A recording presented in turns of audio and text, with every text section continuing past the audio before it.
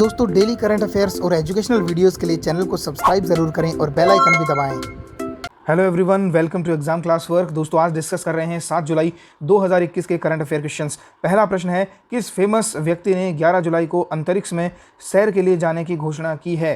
सही जवाब है यहाँ पर सर रिचर्ड ब्रांसन। देखिए, सर रिचर्ड ब्रांसन जो हैं वो एक ब्रिटेन के बिजनेसमैन हैं और यहाँ पर उन्होंने अनाउंस कर दिया है कि वो he will fly to the edge of space on July 11 और सून आफ्टर, यानी या तो वो 11 जुलाई को ही सैर पर जाएंगे या फिर उसके बाद में। देखिए, इससे पहले स्पेस एक्स कंपनी के द्वारा यहाँ पर जेफ बेजोस जो अमेजन के सीईओ थे, उन्होंने भी डिसाइड किया था कि वो अंतरिक्ष की सैर करने जाएंगे स्पेस एक्स कंपनी के थ्रू। अब दोस्तों, स्पेस एक्स जो कंपनी है वो कंपनी है एलोन मस्क की, और एलोन मस्क की एक कंपनी और है जिसका नाम टेस्ला है, वो बनाती है इलेक्ट्रिक व्हीकल्स। तो ये कुछ चीज़ें थी इससे जुड़ी हुई जो आपको ध्यान में रहनी चाहिए। ठीक है, चलिए अगला प्रश्न देखेंगे।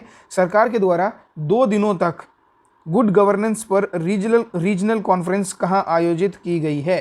सही जवाब है यहाँ पर श्रीनगर में। दोस्तों, श्रीनगर में 2 दिन तक यहाँ पर एक रीजनल कॉन्फ्रेंस चली है जिसके अंतर्गत गुड गवर्नेंस के ऊपर इन्होंने डिस्कशन किया और यहाँ पर एक गुड गवर्नेंस का अचीवमेंट मानते हुए खुद को यहाँ पर ये समझा है कि जम्मू कश्मीर में जो 370 हटाने के बाद जो व्यवस्था इन्होंने शुरू की थी वो एक गुड गवर्नेंस का ही पार्ट है, और वहाँ पर जम्मू कश्मीर में शांति बनाए रखने के लिए और वहाँ पर आगे का प्रोसेस बढ़ाने के लिए अब वहाँ फिर से जो स्थिति बन रही है वो ये है कि वहाँ पर पूर्ण राज्य का दर्जा उन्हें वापस दिया जाएगा और वहाँ पर शायद इस साल के अंत तक चुनाव भी दोबारा करवाए जाने का वहाँ पर प्रावधान चल रहा है। ठीक है, तो वहाँ पर 2 दिनों की रीजनल कॉन्फ्रेंस चली थी श्रीनगर में। ठीक है, चलिए अगला प्रश्न देखेंगे। नेक्स्ट क्वेश्चन है, भारत ने अपने पहले पूर्णतः स्वदेशी ड्रोन डिफेंस सिस्टम का क्या नाम है? देखिए, यहाँ पर इंडिया का जो पहला स्वदेशी ड्रोन डिफेंस सिस्टम बना है उसका नाम है यहाँ पर इंद्रजाल। ठीक है, अब इंद्रजाल जो डिफेंस सिस्टम है इसे बनाया गया है हैदराबाद की एक कंपनी जिसका नाम है ग्रेन रोबोटिक्स। ग्रेन रोबोटिक्स ने यहाँ पर निर्माण कर लिया है। अब ये जितने भी एरियल ऑब्जेक्ट्स और अनमैन्ड व्हीकल होंगे जो स्पेस और एयर के थ्रू यहाँ पर एंटर करेंगे हमारे स्पेस में, तो उन्हें कंट्रोल करने के लिए, उन पर नज़र रखने के लिए और उन पर अटैक करने के लिए जो डिफेंस सिस्टम बनाया जा रहा है वो एक ड्रोन डिफेंस सिस्टम डोम के नाम से जाना जाता है। ठीक है, अब ये पूर्णतः स्वदेशी होगा और इससे हम अटैक कर पाएंगे किसी भी ड्रोन पर, और किसी भी ऐसा एरियल ऑब्जेक्ट जो हमारी जो टेरिटरी है उसमें अगर एंटर होता है तो उसे हम अटैक करके उसका विनाश कर सकते हैं। ठीक है, चलिए अगला प्रश्न देख रहे हैं, क्वेश्चन नंबर 4। देखिए, सीबीएसई के द्वारा फाइनेंशियली लिटरेसी वर्कबुक कौन सी कक्षा के लिए शुरू करी गई है?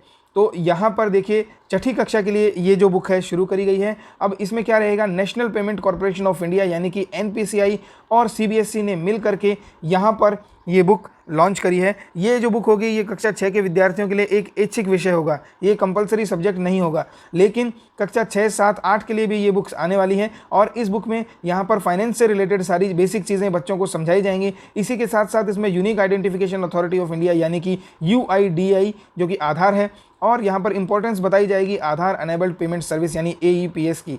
तो इससे बच्चों में एक अवेयरनेस जो है जागृत होगी और digital payment, UPI, card, wallet, इन सब चीज़ों के बारे में बच्चे कक्षा 6 से ही जान पाएंगे। ठीक है, अब देखिए थोड़ा जान लेते हैं सीबीएसई के बारे में। सीबीएसई का फुल फॉर्म है central board of secondary education. इसकी स्थापना करी गई थी 1962 में। अभी हाल फिलहाल इनके जो चेयरपर्सन हैं उनका नाम है मनोज आहूजा और इनका हेडक्वार्टर है दिल्ली के अंदर। ठीक है, तो ये कुछ चीज़ें आपको याद रखनी है। चलिए अगला प्रश्न देखेंगे। अगला प्रश्न है, भारत का दूसरा सबसे बड़ा क्रिकेट स्टेडियम कहाँ बनाया जाएगा? सही जवाब है जयपुर। दोस्तों, जयपुर में यहाँ पर 290 करोड़ की लागत से भारत का दूसरा सबसे बड़ा क्रिकेट स्टेडियम बनाया जा रहा है। सबसे बड़ा जो पहला स्टेडियम है वो यहाँ पर अहमदाबाद में नरेंद्र मोदी स्टेडियम है जिसकी क्षमता 1.30 लाख दर्शकों की है, और राजस्थान में यानी जयपुर में जो स्टेडियम बनेगा उसकी क्षमता यहाँ पर 75,000 दर्शकों की रखी गई है। ठीक है, ये जो स्टेडियम है ये भारत का दूसरा और विश्व का तीसरा सबसे बड़ा क्रिकेट स्टेडियम होगा। ठीक है, जो दूसरा सबसे बड़ा स्टेडियम है वो यहाँ पर मेलबोर्न क्रिकेट ग्राउंड है। ठीक है, तो ये प्रश्न आपको ध्यान रखना है। चलिए प्रश्न संख्या 6 देख रहे हैं, उसमें दिया गया है पोस्ट पेड मिनी नामक इंस्टेंट लोन सर्विस किसके द्वारा शुरू की गई है? सही जवाब है यहाँ पर पेटीएम। दोस्तों, पेटीएम ने आदित्य बिरला फाइनेंस लिमिटेड के साथ मिलकर के यहाँ पर एक small ticket instant loan service शुरू की है जिसका नाम है पोस्ट पेड मिनी। ठीक है, अब इससे पहले एक और सिस्टम था इनका, बाय नाउ पे लेटर नामक एक सर्विस था, उसी को थोड़ा सा एक्सटेंड करके उसके अंदर एक नया सपोर्ट दे दिया गया है जिसमें क्रेडिट टू कस्टमर की सुविधा शुरू कर दी गई है। तो यहाँ पर पेटीएम ने ये सुविधा शुरू की है। अब आदित्य बिरला ग्रुप जो है वो भी इनके साथ शामिल है और आदित्य बिरला ग्रुप के जो एमडी एंड सीईओ हैं उनका नाम है राकेश सिंह। ठीक है, चलिए अगला प्रश्न देखेंगे। अगला प्रश्न है, फ्लिपकार्ट ने किस डिजिटल पेमेंट सर्विस प्रदाता के साथ मिलकर कैश ऑन डिलीवरी सुविधा को डिजिटलाइज करने की शुरुआत की है? तो दोस्तों उस डिजिटल जो कंपनी है उसका नाम है फ़ोनपे। फ़ोनपे के साथ पार्टनरशिप यहाँ पर फ्लिपकार्ट ने करी है और इसके अंतर्गत ये रहेगा कि contactless scan and pay feature को यहाँ पर शुरू किया गया है। इसमें सुविधा ये होगी कि किसी भी कैश ऑन डिलीवरी का जो आइटम रहेगा जब उसको डिलीवर किया जाएगा तो एक QR कोड के साथ में उसे डिलीवर करेंगे और QR कोड के थ्रू जो कस्टमर होगा वो उस पर पेमेंट कर पाएगा। तो एक तरह से ये डिजिटलाइज प्रोसेस हो जाएगा कैश ऑन डिलीवरी का फ़ोनपे और फ्लिपकार्ट के सहयोग से। ठीक है, चलिए अगला प्रश्न देखेंगे। अगला प्रश्न है, 2020 के कुवेम्पू पुरस्कार के लिए कौन चुने गए हैं?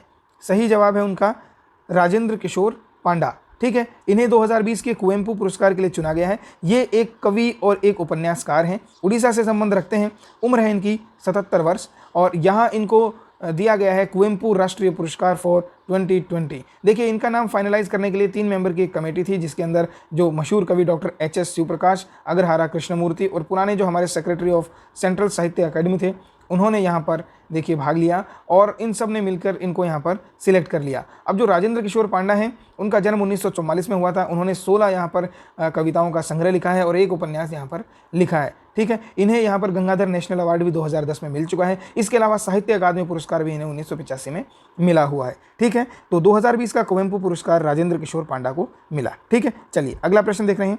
अगला प्रश्न है, चीन ने कौन सा मेट्रोलॉजिकल यानी मौसम विभाग से संबंधित यहाँ पर सैटेलाइट लॉन्च किया है? तो देखिए सैटेलाइट का लॉन्च है FY-3E। ये इंप्रूव करेगा वेदर फोरकास्ट और मॉनिटर करेगा सी के टेम्परेचर यानी समुद्र के तापमान को। अब चाइना की जो स्पेस कंपनी है China national space administration CNSA, उन्होंने यहाँ पर एक नया मौसम जो उपग्रह है फेंगयुआन 3E, ठीक है, FY का जो शॉर्ट फॉर्म फुल फॉर्म होगा वो यहाँ पर फेंगयुन होता है। ठीक है, तो फेंगयुन 3E वहाँ इन्होंने लॉन्च कर दिया है और ये यहाँ पर 11 एडवांस रिमोट सेंसिंग पेलोड्स के साथ में यहाँ पर 8 साल के लिए उन लोगों ने ये प्रक्षेपित किया है। अब ये क्या करेगा, वहाँ से ये मौसम का जो है पूरी जानकारी के लिए और फोरकास्ट के लिए काम में आएगा और समुद्र के तापमान को ये वहाँ से मॉनिटर करेगा। ठीक है, चलिए अगला प्रश्न देख रहे हैं। अगला प्रश्न है, राजस्थान ने KVIC यानी khadi and village industries commission के द्वारा बांस के उत्पादों के निर्माण के लिए कौन सा प्रोजेक्ट शुरू किया है? तो देखिए इस प्रोजेक्ट का नाम है बोल्ड, जिसकी फुल फॉर्म है bamboo oasis on lands in drought. देखिए ये अपने आप में एक अपनी तरह का एक पहला ये प्रयोग यहाँ पर किया गया है, जिसे देखिए जो जनजातीय गांव है निचला मंडवा नाम का एक गांव है उदयपुर में, वहाँ से इसे शुरू किया गया है। और ये जो शुरू किया गया है ये खादी बैम्बू फेस्टिवल के अंतर्गत देश की आज़ादी के जो 75 वर्ष हुए हैं, जिसे हम आज़ादी का अमृत महोत्सव के नाम से मना रहे हैं, इसी के मद्देनज़र यहाँ पर बोल्ड नामक यानी bamboo oasis on lands in droughts नामक प्रोजेक्ट को यहाँ पर शुरू किया गया है। इसके अंदर क्या होगा कि देखिए एक तो मरुस्थलीकरण को रोकने के प्रयोग यहाँ पर किए जाएंगे, वृक्षारोपण का काम होगा। इसके बाद में यहाँ पर 5000 सैंपलिंग के स्पेशल जो बांस के पेड़ हैं वो यहाँ पर लगाए जा रहे हैं, जिनका नाम है बम्बूसा टूल्डा एंड बम्बूसा पोलीमोर्फा। ये 2 तरह के पेड़ हैं जो कि यहाँ पर रेगिस्तान को रोकने में भी मदद करते हैं। इनका यहाँ पर प्लांटेशन किया गया है 25 बीघा के अंदर और इसके बाद इससे जो इसकी पत्तियाँ और इसकी जो छाल होंगी उससे टोकरियाँ और बैग्स और इस तरह के जो आइटम्स हैं वो बनाए जाएंगे और उनको यहाँ पर खादी विभाग के द्वारा सेल किया जाएगा ताकि ग्रामीण लोगों को यहाँ पर रोजगार भी मिल सके। ठीक है, तो ये एक अच्छा प्रोजेक्ट है जो यहाँ पर राजस्थान में शुरू किया गया है। RAS एग्जाम और RPSC रीट एग्जाम्स के लिए ये काफ़ी इंपॉर्टेंट होगा, आपको करंट अफेयर्स में ये मार्क करके रखना है, ज़रूर इस पर क्वेश्चन आने के चांसेस है। ठीक है, अब चलिए अगला और लास्ट क्वेश्चन है, टोक्यो ओलंपिक्स में भारत की तरफ से फ्लैग बियरर यानी ध्वज वाहक कौन होंगे? सही जवाब यहाँ पर मनप्रीत सिंह और मैरी कॉम। देखिए मनप्रीत सिंह हॉकी के हमारे कैप्टन हैं और मैरी कॉम 6 बार की बॉक्सिंग चैंपियन है जिन्हें यहाँ पर ओलंपिक में गोल्ड भी मिला है। तो ये दोनों ही मिलकर के यहाँ पर ध्वजवाहक होंगे और भारत के टोटल यहाँ पर 100 खिलाड़ी गए हैं टोक्यो ओलंपिक में, जिसमें से 56 पुरुष हैं और 44 यहाँ पर महिला खिलाड़ी भारत की तरफ से गए हैं। अब ओलंपिक कमेटी ने यहाँ पर डिसाइड किया था कि ध्वजवाहक जो आपका शुरुआत में जो ध्वजवाहक होंगे उसमें दोनों जेंडर यानी एक फीमेल और एक मेल दोनों होने चाहिए। तो यहाँ पर मनप्रीत सिंह और मैरी कॉम को सिलेक्ट किया गया है और जो क्लोजिंग सेरेमनी होगी उसके अंदर जो ध्वजवाहक होंगे वो होंगे बजरंग पूनिया। ठीक है, तो ये जो ओलंपिक है ये 23 जुलाई से 8 अगस्त तक टोक्यो यानी कि जापान में शुरू होने वाला है और हम देखते हैं कि कितने पदक यहाँ पर भारत को मिल पाते हैं। तो दोस्तों ये थे 7 जुलाई 2021 के करंट अफेयर क्वेश्चंस। उम्मीद करता हूँ वीडियो आप लोगों को पसंद आ रहा होगा। अगर पसंद है तो प्लीज़ लाइक कीजिए, शेयर कीजिए, कमेंट करके अपने सजेशन देना ना भूलें। Wish you all the very best, bye bye.